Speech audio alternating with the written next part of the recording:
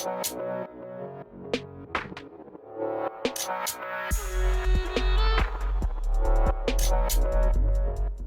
guys, welcome to the channel. This is Bava. In today's video, I want to talk about the latest relics that came with the last Janthir wild batch for Guild Wars 2, Absolution. And like every batch that comes with new relic, we make a review video in details, talk about how they work, if they're good or not, and what builds or situation could you use them, and compare them with the other choices. And this is no different, we'll be talking about it in details. So in this batch, we got the last 6 relics. There is no more relic come from Janthir. This is the last set. And I myself have unlocked them through the World vs. World method or PvP. Both can work when you finish the reward track and you choose in the last reward box the relic you need. So this is the reward track and this is the box. Every time you finish it, you get one of those. And if you open it, you find the armors and everything, and you find all the relics that got released. In PvE, you can get some of them through achievement, some of them through specific merchant with currencies and stuff. I don't know how everyone's unlocked. I did it this way, and every time I do it this way. So without further ado, let's get right into it. I want to start with Relic of Bava Nisos, which is the most simple, all-around and useful relic from them, if you ask me. It make your stance skill cleanse conditions from you only, and it will cleanse 2 conditions. No internal cooldown, nothing. Every time you use a stance skill, if you have this relic, will cleanse 2 conditions. So think of it like basically wellness knowledge for ranger, which make all our survivor skill cleanse 2 conditions when we use them. So if you run a Soulbeast, for example, now you can do the same thing with the stance skills too. So you can have, for a condition, Soulbeast, for example, you can have all your skills cleanse conditions, so you're really, really strong, especially if you're running something like Bear Stance, or you can choose to play with Vulture Stance and go with Poison Master, which is a trait I stayed away from almost forever because I can't play without the contagion cleanse for wellness knowledge. Now you have a choice to do that if you run this relic, so it's really good for competitive play, even for other classes like Warrior and like Weaver that have a lot of stance skills if they run it too. So it gives you really good choice. And a lot of the time I would remove Vulture Stance if I need 2 stun breaks to keep Sharpened Stone. More damage, better control, you can keep it on you and hit it at any time, not simply give you a Windows interval, and it gives you condition cleanse. Right now with such a choice, at least they become a little bit more equalized and something like that. And even if you're running a power style build with Griffin Stance or something for the dodge, now you're not only getting the dodge and endurance regeneration and stuff, you're also getting condition cleanse, so it gives you an extra edge of survivability. So it's a really good relic in general, and that's for competitive style. It's 2 condition cleanse, it's great, and I don't think it's too strong. Some people say like it's very strong because of that, or maybe it could have been 1. No, I think this is exactly the good number. If it is a 1 condition cleanse, I don't think it's worth running. We talked about this like more than 2 years ago or something in Secret of Obscure, especially with the Relic of Antitoxin and the changes that kept happening to the Antitoxin when it was a rune and stuff. 1 condition is not enough to give you control or to replace an active condition cleanse. It's very weak because you would need always like a bunch of removing a lot. You get bombarded with condition for cover, so you can't cleanse as much. So 2 is just the right number, and I think it's good and strong, and it's a defensive relic, so you lose on the other hand an offensive style. For PvE, however, the normal thing in PvE, you run a relics that will increase your damage. You give you more. DPS is the most wanted thing there. So you run only defensive as much as you need, not as much as you can. So a couple of skills for condition cleanse would be enough. A single trait as a choice, something like that. So if your build have none, or if it now actually unlocked an option to make you remove other things that lower your damage in order to get the higher damage, then fine, you can run it. Like you replace a trait with a relic. Your relic was damage, your trait was defensive. Now your relic is defensive and you run a trait for damage. So the highest damage option will go on. So if the trait is better, you can run this relic. But most of the time you do not run a defensive relic, you only choose an offensive one. So I don't see this much use for it in PvE as a choice, but depends on the build. Some people can find it useful, and in general it's a very good relic overall. Now after that I want to move to Relic of the Mistburn. So this is a very simple relic. It have a cooldown of 1 second, every time you grant yourself might, you will grant yourself an additional might, only 1 stack. If you reach 10 stacks of might, whatever the source, as long as you have 10 stack on you, you will get 10% critical chance. It works the same in combative and in PvE. So this relic is very good for like power builds that struggle or have to waste a lot of resources to build up itself to the maximum, like 25 stacks of might, 100% critical chance, or as close to that as possible. And this can help with it. So it secure your might as boons for your damage, it secure critical chance. If you have high ferocity, you can put in ferocity, you can put in power. You don't have to run something like assassin gear for the measure of precision. You can run only berserker. You don't have to run even sometimes things in boon duration because you can get might easier, stuff like that. So depend on your build, you can save up some resources you used to waste simply to scale yourself up and put it in other damaging resources, which is very good. Especially the critical chance. Some people in builds would run something like accuracy sigil to get 7% critical chance, or like we said, the assassin gear, something like that. Now you don't have to, you can get extra 10% simply from this relic. So like we said, it will give you only 1 stack of might, whatever amount of stacks you get. So if we look at it, this skill will give me 6 stacks of might. If I use it with the relic, I get 7. And my bit gets 13, because as I run this trait for a boon build, so I get 7, my bit will get 7 because I have them. And the Warhorn will give boons to everyone around me, so he will get the 6. Because the relic doesn't trigger for the bit, it triggers only on you. So let's see another skill that actually give me boons and not everyone around me, only me. So I will get, instead of 8, I will get 9, and my bit will get 9, as you can see here.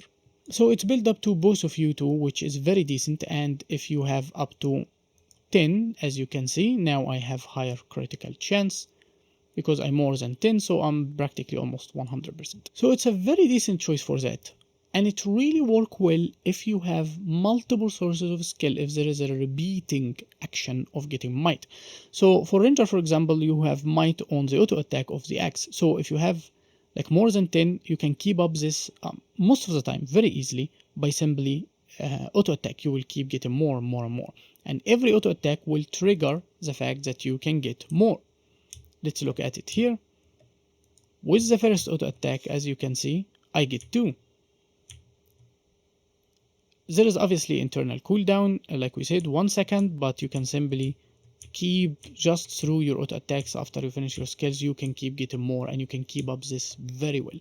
With also other sources like your Warhorn, this skill, the copying from your bit, like there is many sources for getting might. Even Let Loose in PvE also grant you might, so it's just great. However, since we in a boon build, like for our power style, we have insane amount of boons. We do not need a relic like this, so I don't see myself run it because it will not add to me except maybe the critical chance, which I kinda have a decent amount of anyway. So I can keep up 25 stacks of might easily. I have high critical chance, so this will not add to me. But if the build struggle, unlike most ranger builds, with the build up this fast and still have multiple sources that can add to it, not a single chunk of skills, like a skills that will give you 25 stacks or another one give you 10 and you have 1 or 2 skills, then you will not get this much benefit of this except the critical chance. So if you have multiple sources, keep building the might very slowly, or at least give you small portions, then this really can be very good. One of the best that can use it in the best way is actually Warrior. So Warrior have trait that actually gives them endurance regeneration and healing on every stack of might they use or they get, which means that single extra stack will give them might as they need it. If they're above 10, which will be easily done, they will have critical chance of 10% just fixed. And only not only this offensive side, it will also give them the defensive side. It will heal them for every stack they get, which means this relic will keep up building up healing, tanking them up, and also endurance regeneration for insane level of dodges with a build like that, or a build that uses this trait in general. And if you combine that with other traits that will give them might periodically and stuff like that, or even on specific skills, then this just gonna keep happening. And unlike Ranger, when we don't have any more value, if we have the 25 stacks, every time they get might, they will still be healing, they will be still building up their regeneration for endurance regeneration, which means it's very, very good to work with. So the relic in general is very good, depending on your build. It's good in general. If you can build up might, it's good to build might and give you critical chance, which is already something quite good. So I think it's a very good relic. Some classes can benefit from it more than others, but it can be considered if your build is up for it, which is the same way in both competitive and in PvE. Now another simple relic is Relic of the Phenom, which give you 3 seconds of protection every time you use a cantrip or meditation skill, no internal cooldown or anything. I have a lot of boon duration here, so it shows 5 plus, but if I go to a build that doesn't have any boon duration, as you can see, it's only 3. So this really can be a choice if you struggle with the protection, like you really needed trying to play a survival build, a solo build or something, and you want the protection. However, there is other sources. This one will need to count a lot on the skills to build up nicely, or run a lot of boon duration, which means there is other sources, even other relics for protections that can be also considered. So I'm not really convinced by it, especially that for Ranger cantrip, we never struggle with protection. We have insane amount of it if we need. Like, simply you running turtle will already give you a huge amount of protection. Skill like that will give you protection. If you play a power build, you have like 150% protection if you want to get it from every skill. We can get protection on dodges, especially for condition builds when you run the witness survival trait. Even if you run a power build, we have protection from other sources like invigorating bond, which give a huge amount of that, and yet you can copy it. So now like the protection can easily be permanent if you want it. Some even weapons can give it to you, like this one, like the hammer, like the mace, the hammer. So you don't really need it on something like that. So what left is something like the thief and the guardian, which already have access to protection in general, just need to choose specific skills. So maybe thief, but like I said, I don't see actual value from it. There's many other choices. So even if you want the protection, there's other relics, there's other choices in your skills, there's many other ways to get protection. So I don't think it's a great relic to begin with, unless you find use in your own build. Tell me in the comments, but I don't think this one is great, because it doesn't offer this much anyway comparing to already existing skills or other relics and stuff like that. Now, Relic of Agony. This one is different in competitive than in PvE actually. And I think this one is quite interesting concept. So it have an interval of 3 seconds when the agony effect can actually happen. So basically it's an internal cooldown, which is not great for, I guess, how it works. It make it not always as efficient, I would guess. So the idea, it gives you this agony of the choir effect that you can put on the enemy, which work like a condition. I don't think it can be removed like a condition. It's an effect, so there is no way to remove it. It works like how preliminary impact on Daredevil used to work, when they interrupt you and put this damage, taking damage, which is actually a power damage on you. But Agony of the Choir actually work like a condition. It scale with condition damage. It does not scale with condition duration. So in PvE it gives you 5 seconds, in competitive gives you only 3 seconds. So this is a power build. This is the amount of damage it can do over 5 seconds. A very heavy condition build will give you this amount, but it's still 5 seconds, even though I have a lot of condition duration. As you can see, you cannot increase it. So you can increase the damage that it do through your condition damage, but you can't increase the condition duration. So this is a build or a relic that designed for condition build. How it works is that you basically, every time you interrupt an enemy, you will inflict the agony effect on them. As we said here, interrupt, not actually just disable, which is a huge point. So your enemy need to be casting something, or as you can see, nothing will happen. I don't inflict the agony on them. Even so, this is a defiance bar enemy, which actually suppose that it would get it even without the interrupt, but it's actually doesn't work for some reason. As you can see, not even when you CC an enemy that Defiant, it does not trigger on Defiance bar like most skill now work. If you're flanking, if you have any condition for CC that usually now actually work on any enemy, it only work when you cast it while they're actually casting a skill. So even if they're not interrupted, this is still the only way to actually get any value. So it have to be an actual interrupt, even the enemies can be interrupted or can't be interrupted. In competitive modes, it's also actually, like we said, it's only 3 seconds, and no matter how much you can increase it with condition damage, it's usually between 1k and maybe 1k and a half. So it's not really worth the attention. Why? Because it have two downsides. This damage is as much as can get, like we said, like 1k and a half in competitive mode, and it have to happen on an interruption with 3 seconds cooldown in between.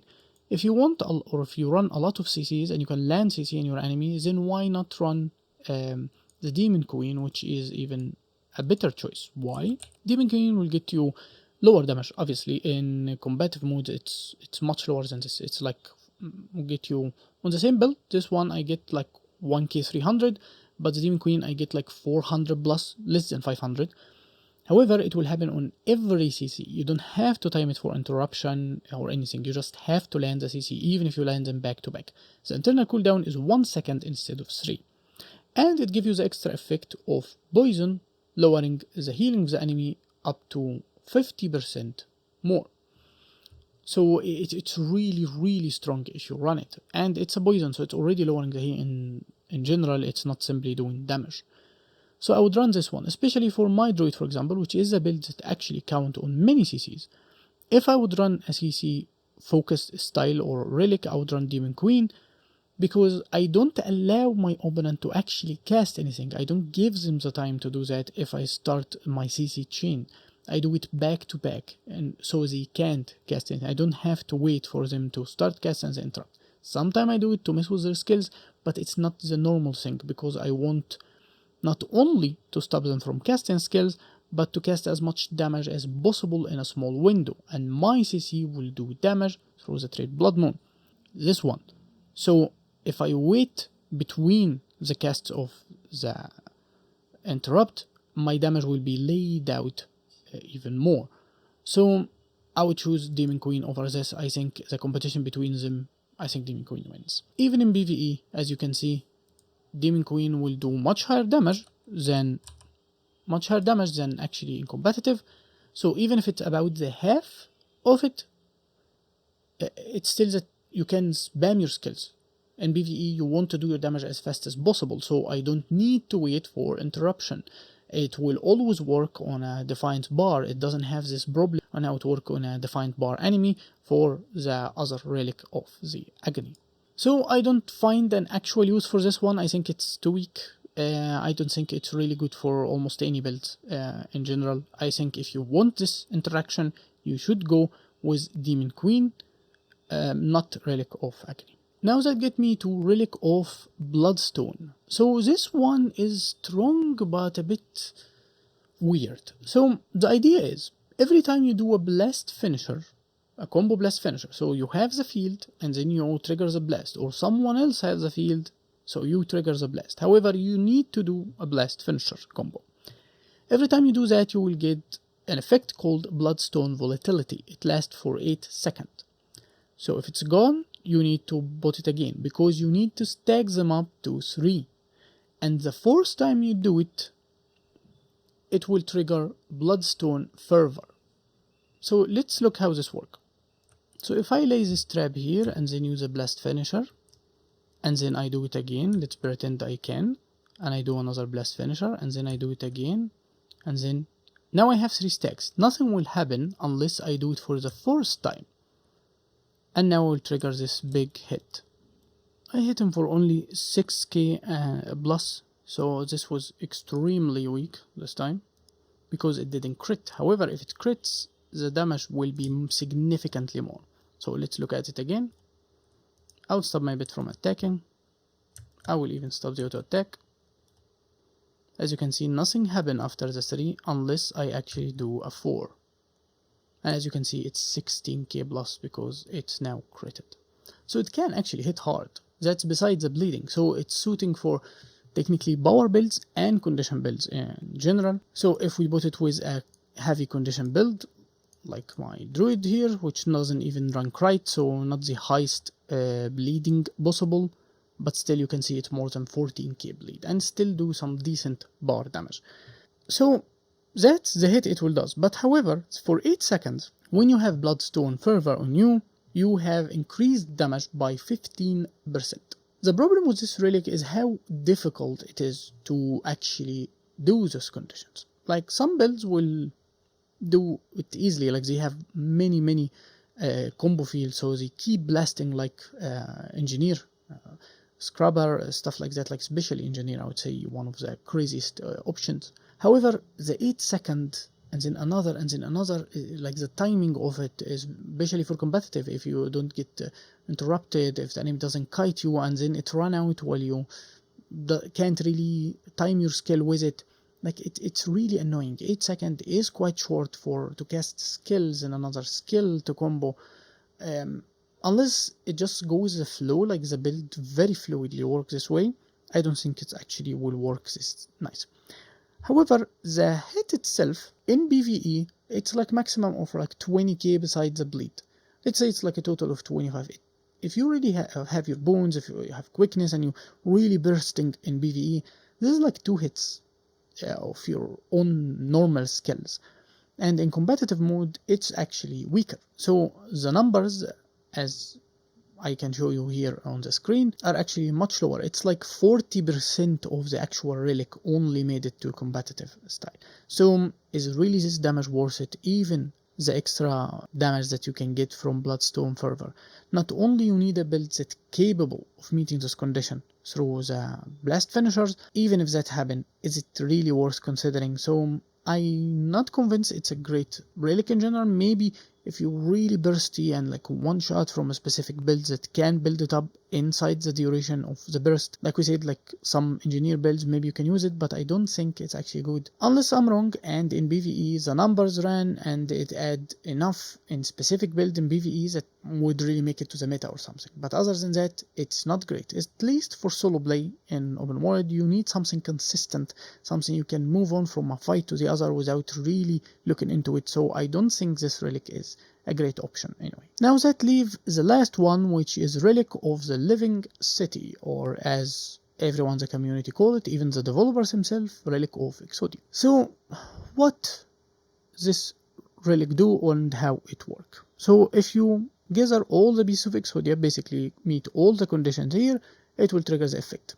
What they are: you need to use a healing skill once, use an elite skill once, finish a combo field, so make any combo field finisher, disable an enemy, so landing any CC whether you disable or not, and evading an attack, actually evading an attack, not simply using your dodge. If you meet all those conditions, whichever order, it doesn't matter, when you finish the last one of them, so let's say you healed for that thing, or you finally dodged an attack, or you did a combo field, if this is the last one, it will trigger the effect that calls Soul of the Titan. So each one you use will give you Titanic potential, and once you finish him, you will get Soul of the Titan. What does it do? It will increase all your stats by 15%, and it will give you for 5 seconds every boon, everything. I'm talking even alacrity, even ages, everything for 5 seconds. However, the boons are affected by boon duration. Not only that, it can easily, as a ranger, you can benefit from them with your traits. So if we run Relic of the Living City, here, as you can see, I have 90% boon duration, and I run the trait Fortifying Bond, which means every boon I get is shared with my pet. So if I remove all my boons, and now there is something to dodge because of this damage, so now I got the dodge. As you see, I get 1 stack of Titanic potential, and it doesn't go away, it doesn't have a cooldown, you simply need to build it up. And now I use my elite. I will use a CC, I will use a combo finisher, obviously I give myself some boons, and now I use my healing skill. And as you can see, I got every boon in the game, and even my stats were increased. But if you noticed, the boons lasted more than the effect Soul of the Titan, because the effect will not increase. Obviously it's 5 seconds. However, the boons are affected by boon duration, which for me it's like close to 9 seconds or a little bit more. The last thing is the healing, and look at my stats, and they actually, you grow bigger obviously, but as you can see I now smaller and I still have all the boons. Not only that, my bit also gets them. So let's start with healing. This dodge, just do this, and as you can see my bit got everything. So it's really good into building boons and stuff, and it's really good for this spike when you get very strong immediately. So in PvE, a build like this, for example, I can have all the boons easily, I don't need this, and even the extra like 15%, it's very small. I can have something similar with Relic of North, which is the one I actually run, which will give me damage increase by 25%, and for the same time like 5 seconds. So this one is stronger, and it will also happen on a 30-second cooldown, and I already have the boons. So comparing to that relic, this one is obviously much more strong. It's better, and it will also give me healing and everything, and I already have the boons, and I already copy the boons. My bit get more boons than I have, so it's not really relevant for a build like this. In competitive modes, it have a cooldown of 60 seconds, which make it take a lot of time and actually to build up or use. So some builds I find can actually make it useful. Something like Daredevil with their this elite that finishes the enemy, so it's fast casting based, or if you're using the Basilisk Phenom, especially the things that have small cooldowns, and even the ones that have a little bit higher, you still have a 60-second cooldown anyway. So if it comes to you naturally, there is always a combo. You dodge a lot, like we said, Thief for example, and have a lot of CC or whatever if you're playing like something like Dagger Pistol. So it will just come naturally, and now you have this spike. You know when it's gonna come because you now used on the relic, and you know how the fight will flow with you, and then you can burst the enemy immediately. So I think a lot of builds can use it if they really look into it, especially bar builds that need a small window to kill their enemies. Even something like a second Soulbeast that's modified to fight a little bit longer instead of simply hitting and running away. Something like that can actually use it. Even Spear Ranger, like I see potential for that relic. I don't think it's bad. I think it's a decent choice if you want to run it, especially in competitive. However, I don't think it's this great in PvE, because you always want permanent boons if possible. You always want specific modifier happening if possible. You don't want small window. It doesn't work this way. But for competitive, I see potential for such relic. So if any of my builds will use any of those relic? Clearly not. I think my builds became very stable, and I don't think there is any relic that give me this much interest anyway. For my power build, I use Relic of North.